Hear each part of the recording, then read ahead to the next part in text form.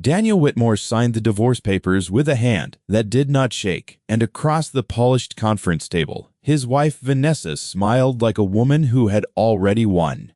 She didn't know that the manila envelope resting beneath his elbow held a single sheet of paper. She didn't know that within the hour, everything she believed about her future would collapse like a house built on sand. She thought she was taking his home. She was about to lose far more than she ever imagined. If you've ever watched someone you loved lie to your face with total confidence, then this story is for you. Take a moment right now to like this video and subscribe to the channel because stories of quiet justice like this one deserve to reach the people who need them. And tell me in the comments where you're watching from, because I'd love to know who's here with me tonight. Now let me take you back to where it all began. Daniel was 34 years old, an architect by trade, a quiet man by nature. He had spent 11 years building his firm from nothing, from a rented desk in a shared office to a company that designed office towers across 3 states. But if you met him at a dinner party, he wore plain sweaters and drove a 9-year-old sedan. He didn't talk about money. He believed a man's worth was measured by what he built, not what he bragged about. And that belief, gentle as it was, would become the very thing that saved him. He had met Vanessa 4 years earlier at a charity gala. He attended only because a client had dragged him along. She was radiant, 28 then, with a laugh that filled a room and an instinct for knowing exactly who mattered in any crowd. She had asked him what he did, and when he said, simply, "I draw buildings," she had smiled politely and turned her attention elsewhere. It was only later, when she saw the firm's name on the gala's list of major donors, that her interest sharpened. Daniel never noticed. He was too busy being grateful that someone so alive had looked at him twice. They married within a year.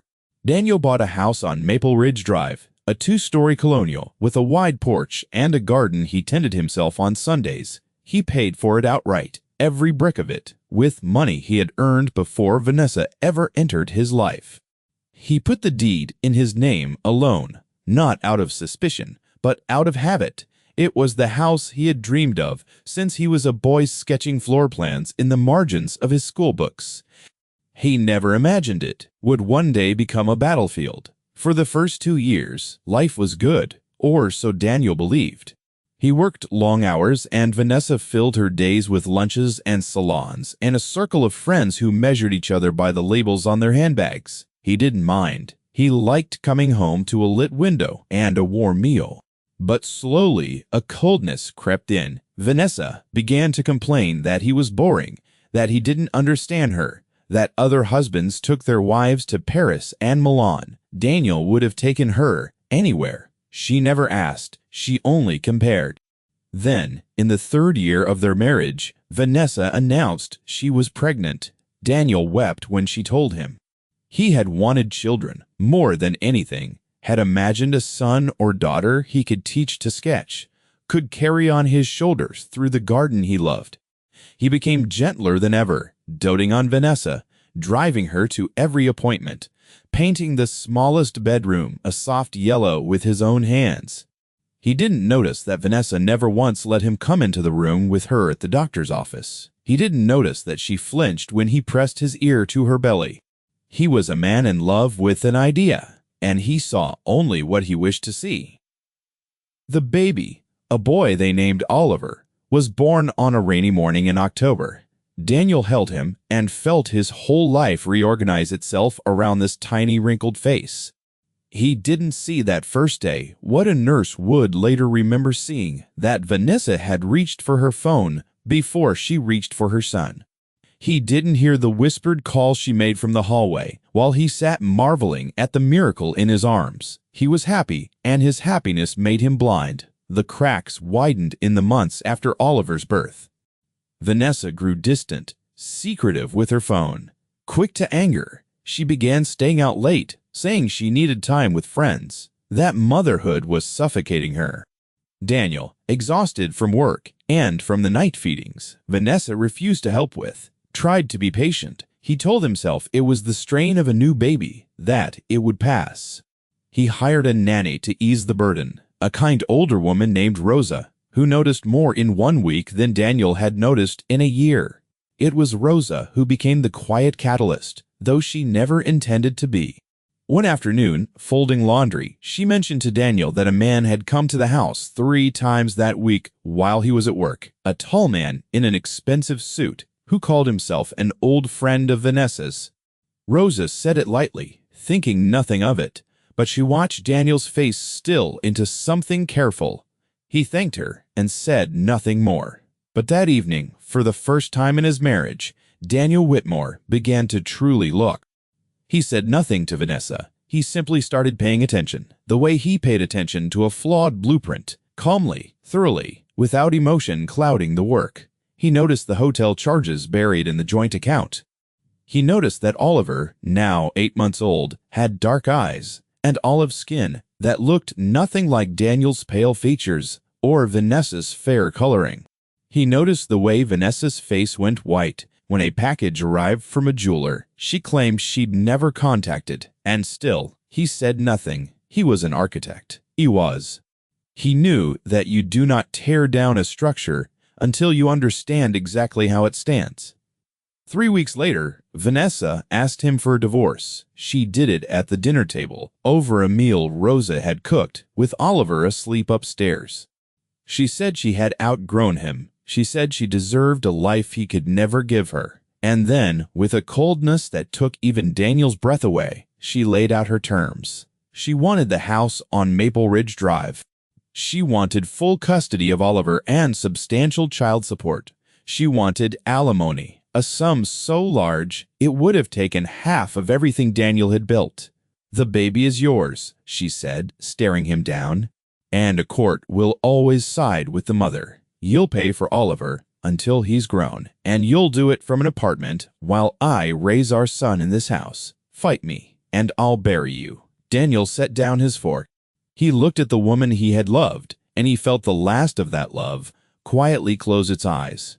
But he did not shout. He did not accuse. He simply said, "All right, I'll have my lawyer contact yours." And Vanessa smiled, believing she had steamrolled a weak and defeated man. She did not understand that a man who builds towers knows something about foundations, and that she had just told him precisely where the weakness in hers lay. She had said the baby was his. She had said it like a weapon, and, in saying it, she had handed Daniel the one thread that would unravel everything. The next morning, Daniel drove not to his office, but to a discreet clinic on the far side of the city. He carried with him a small plastic bag containing a cotton swab and a pacifier, both of which he had gently collected from Oliver while the baby slept. He filled out the forms with the same steady hand he used to sign construction contracts, and he paid extra for the results to be rushed and legally certified. The technician assured him he would have an answer within 7 business days. Daniel thanked her, walked back to his car, and sat for a long moment in the parking lot, staring at nothing. He was not doing this out of spite. He told himself that carefully, repeatedly, as the days passed. If Oliver was his son, then Daniel would fight for that boy with every resource he had, and he would love him regardless of what Vanessa had done. But if Oliver was not his son, then Vanessa had built her entire demand, the house, the support, the alimony, on a lie so brazen it could destroy her. Daniel needed the truth, not to punish, but to know.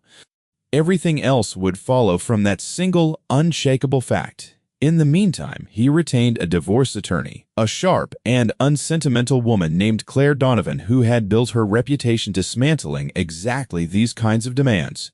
He told her everything: the hotel charges, the tall man in the suit, the child who looked like neither parent.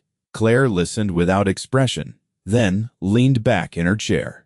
"Do not tell her about the test," she said. "Not a word. Let her build her whole case on the assumption that Oliver is yours. Let her put it in writing. Let her demand support on the record. The higher she climbs, the further she falls."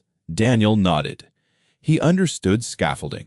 He understood that the higher you build without a foundation, the more spectacular the collapse. Vanessa, for her part, was triumphant. She told her friends over champagne brunches that she was finally free of her dull husband and would soon own his beautiful house, free and clear. She told them Daniel had rolled over without a fight, that men like him always did, that they were too soft to protect what was theirs. She began browsing renovations for the Maple Ridge house, imagining the walls she would knock down, the pool she would install. She even, in a moment of stunning arrogance, invited the tall man in the suit, whose name was Marcus, to see the house he would soon share with her. Rosa saw them together in the garden Daniel had planted with his own hands, and she said nothing. But she remembered the tension in the house. Those 2 weeks was a living thing. Daniel moved through the rooms like a ghost, polite and distant, and Vanessa mistook his calm for defeat. She grew bolder. She spoke to him only to remind him of what he owed. She left the divorce agreement, drafted by her own lawyer, on the kitchen counter, where he could see it. Every outrageous demand spelled out in cold legal language, including a full paragraph asserting that Daniel was the biological and legal father of Oliver Whitmore, and was therefore obligated to provide support until the child reached the age of 18. Daniel read it twice. Then he photographed it and sent it to Claire with a single word: perfect. On the 6th day, Daniel came home to find Vanessa's mother, Lorraine, installed in the living room. Lorraine had never liked Daniel, had always felt her daughter had married beneath her ambitions, and now she circled the impending divorce like a vulture over a carcass. She told Daniel, in front of Vanessa, that he should be ashamed for even considering fighting the settlement, that a real man would provide for his child without complaint, that he was lucky Vanessa had ever looked twice at him. Daniel listened. He said nothing. But inside he was cataloging every word, every sneer, every casual cruelty, because he knew that soon these same people would need his mercy, and he wanted to remember exactly how they had spoken to him when they believed he had none to give. The 7th day arrived on a Thursday. Daniel was in a meeting when his phone buzzed with an email from the clinic. He excused himself, walked to an empty office, and opened the attachment with a calm that surprised even him. He read the certified report from top to bottom. Then he read it again. His face did not change, but his hands, for just a moment, gripped the edge of the desk. The probability of paternity was 0%. Daniel Whitmore was not, and could not be, the biological father of Oliver. He sat with that for a long time. There was grief in it, sharper than he expected.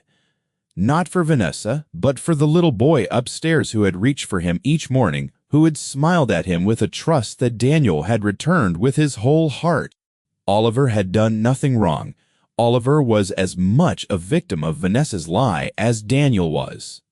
And so, even in that moment of vindication, Daniel made a quiet promise to himself.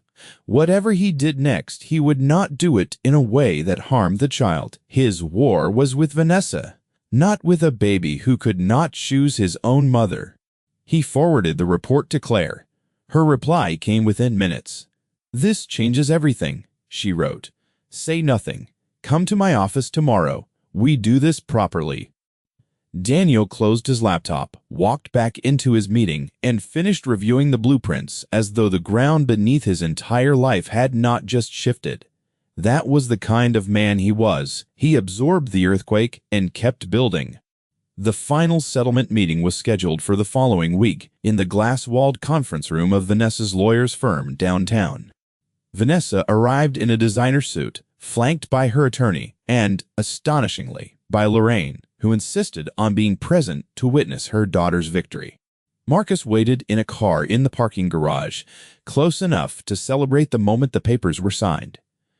Vanessa was so certain of triumph that she had already told the movers to be ready.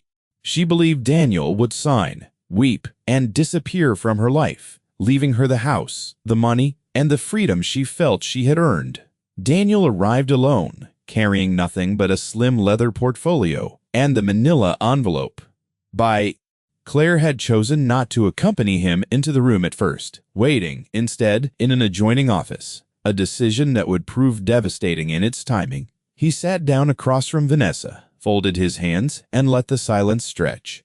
Vanessa's lawyer began reading the terms aloud: the transfer of the house, the custody arrangement, the 18 years of support Daniel would owe for his son. And Daniel let him finish.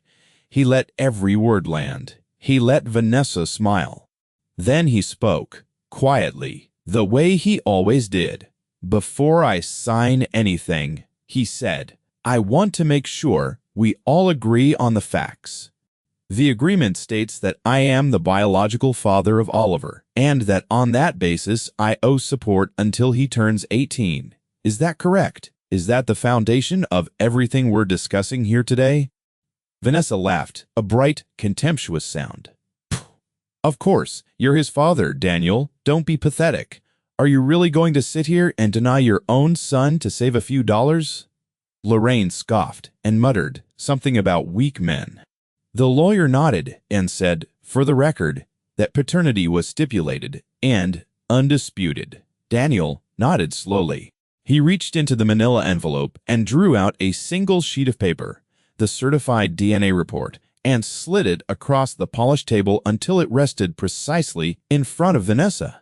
"Then, perhaps," he said, "someone should explain this." The room went silent. Vanessa's smile faltered as her eyes dropped to the page. Her lawyer picked it up, read the header, and his professional composure cracked for just an instant. 0% probability of paternity. Certified.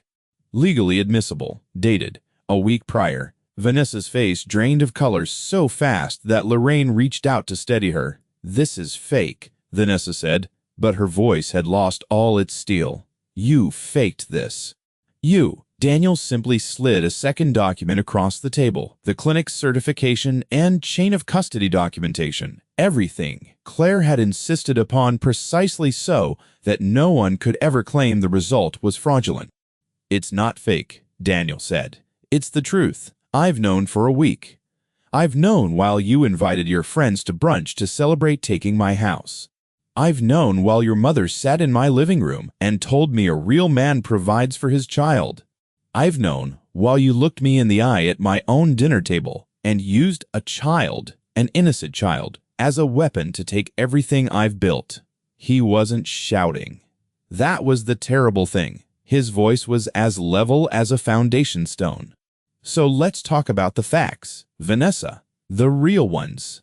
Claire entered the room at that precise moment, files in hand, and took the seat beside Daniel with the unhurried authority of someone who had waited a very long time for exactly this.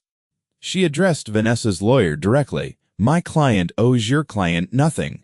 There is no paternity, which means there is no child support obligation. The house at Maple Ridge Drive was purchased in full with funds. Your client's spouse accrued before the marriage, and the deed is in his name alone. There is no marital claim to it. And," she added, letting the word hang, "we'll be filing a motion regarding the fraudulent representations your client made, in writing in the very agreement on the table before us." Lorraine found her voice first, sputtering that this was outrageous, that there had to be a mistake, that Vanessa would never, but Vanessa said nothing. Vanessa was staring at the report as though staring could change the numbers on it. Because Vanessa knew, she had always known, she had gambled that Daniel would never think to question it, never think to test it, that his love for the boy and his gentleness would keep him from ever seeking the truth. She had built her entire future on his blindness, and now she watched that future dissolve in a single sheet of certified paper. "Who is the father, Vanessa?" Daniel asked. Not cruelly, almost gently. "Is it Marcus? The man Rosa has seen at my house 3 times? The man waiting downstairs to celebrate?" I imagine Vanessa flinched at the name, and that flinch was all the answer anyone needed. Daniel nodded, more to himself than to her. He had suspected as much. He simply needed to see her face when the last wall came down. The meeting did not end with signatures. It ended with Vanessa's lawyer requesting an adjournment in a strained voice, with Lorraine helping her stunned daughter from the room, with Marcus receiving a phone call in the parking garage that sent him speeding away before he ever had to see anyone face to face. Daniel gathered his portfolio, thanked Claire, and walked out into the afternoon light. He did not feel triumphant. He felt tired and sad and free. For the first time in years, he felt free. The weeks that followed were a slow-motion collapse of everything Vanessa had built her identity upon. Word traveled fast through her circle, as it always does. The friends who had toasted her freedom now whispered about the DNA test and the man in the parking garage. The brunches grew smaller. The invitations stopped. Vanessa, who had measured her entire life by the admiration of others, found that admiration curdling into pity and gossip. She discovered that a reputation built on appearances is the most fragile structure of all, and that when it falls, there is nothing beneath it to stand on. Marcus, it turned out, had no intention of stepping into the role of father or provider. He had enjoyed Vanessa when she was married and glamorous and beautifully unavailable. He had no interest in a single mother, with no house, no husband, and no income. Within a month of the settlement meeting, he stopped answering her calls entirely. Vanessa, who had betrayed a devoted man for a thrilling one, found herself abandoned by both. Holding an infant she now had to raise alone in an apartment her mother reluctantly paid for. The irony of it was not lost on anyone who knew the story. Daniel, meanwhile, had a decision to make, and it was the hardest of his life. Legally, he owed nothing. Oliver was not his son. He could walk away completely, and no court in the land would compel him otherwise. And there were nights when a part of him wanted to, when the anger rose up and whispered that he owed these people nothing but the door. But then he would remember the weight of that small warm body against his chest, the way Oliver had gripped his finger, the mornings the boy had lit up at the sight of the only father he had ever known. Oliver had not chosen any of this, and Daniel had never once, in all his careful planning, wished harm upon the child. So Daniel did something that surprised everyone, including himself. He asked Claire to reach out to Vanessa's lawyer with an unusual proposal. He would not pay Vanessa a cent. He owed her nothing, and after what she had done, he would give her nothing. But he was willing to establish a trust, administered by a neutral third party, dedicated solely to Oliver's education and welfare. Not for Vanessa to spend, but for the boy alone. Released only for verified expenses like schooling and medical care. It was not an obligation. It was a choice. It was the choice of a man who understood that the sins of the mother should not be visited upon the child. When Vanessa heard of the offer, she wept, though whether from gratitude or shame, no one could say. Her lawyer advised her to accept, pointing out that she had no legal grounds to demand anything, and that Daniel's generosity toward Oliver was more than she had any right to expect. She accepted. And so a trust was quietly established, funded generously, that would ensure Oliver never wanted for education or care, regardless of what his mother had done or what her circumstances became. Daniel asked for only one thing in return, that he never again be contacted by Vanessa directly, and that his name be kept far from the child's understanding of who his father was. He did not want gratitude. He wanted peace. Lorraine, the mother-in-law, who had sneered at Daniel and called him weak, came to see him one last time. She stood on the porch of the house she had tried to help her daughter take, and for the first time, she had nothing cutting to say. "You didn't have to do that," she said finally. "The trust. You could have let him have nothing." Daniel looked at her for a long moment. "I know," he said, "but he's a child. He didn't lie to me. He didn't betray me. I won't make him pay for what the two of you did." Lorraine's face crumpled, and she left without another word. Sometimes the sharpest lesson a proud person can receive is the sight of grace they know they don't deserve. As for the house on Maple Ridge Drive, Daniel kept it. He tended the garden again on Sundays, painted over the soft yellow in the smallest bedroom, and turned it into a drafting studio filled with light. Rosa stayed on, not as a nanny now, but as a housekeeper, and, over time, as something like family. The one person from that whole chapter who had seen clearly when everyone else was blind. In quiet moments, Daniel would sit on the porch with a cup of coffee and feel the strange peace of a man who had been tested by betrayal and had come through it without losing himself. He had not become cruel. He had not become bitter. He had simply refused to be a fool a second time, and that, he came to understand, was its own kind of strength. Vanessa's story did not end in ruin, though it ended humbled. In time, she found modest work and a smaller life, and she raised Oliver as best she could, with the help of the trust that ensured his future. Whether she ever truly understood what she had thrown away, whether she ever grasped that the boring man she had discarded was worth 10 of the man she had chased, no one can say for certain. But those who knew her said the arrogance was gone. Life has a way of sanding down the sharp edges of pride, and Vanessa's had been ground nearly to nothing. Perhaps, in the raising of her son, she found a chance to become someone better. That is the hope, at least. Redemption, when it comes, comes quietly. And so we return to where we began, to Daniel signing papers with a hand that did not shake, to the envelope beneath his elbow, to the single sheet of paper that changed everything. She thought she was taking his home. She thought his gentleness was weakness, his silence was surrender, his kindness was foolishness. She was wrong on every count, because true strength does not shout, it does not scheme in cruelty. It waits, it watches, it acts with precision, and, when the moment comes, it speaks a single quiet truth that no amount of arrogance can outrun. Here is what I want you to take from Daniel's story. The people who underestimate you are showing you exactly how little they see. Let them. Your worth was never theirs to measure, and your dignity was never theirs to take.